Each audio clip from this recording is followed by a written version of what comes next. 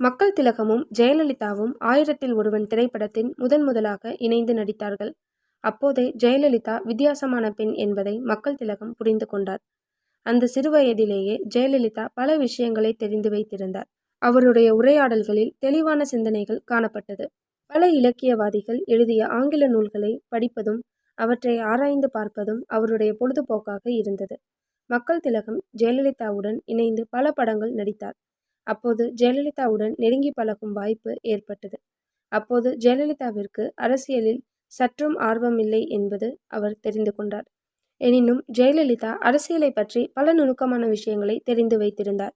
அவர் அரசியலில் நுழைந்தால் மிக விரைவாக புகழேணி உச்சிக்கு சென்று விடுவார் என்பது அப்போதே மக்கள் திலகத்திற்கு தெரிந்துவிட்டது.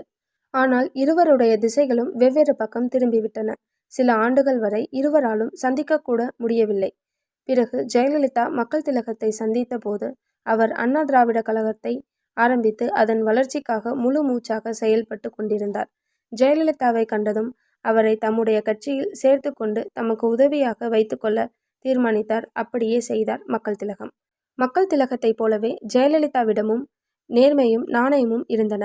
அவ்வாறே மற்றவர்களும் இருக்க வேண்டுமென்று அவர் விரும்பினார்.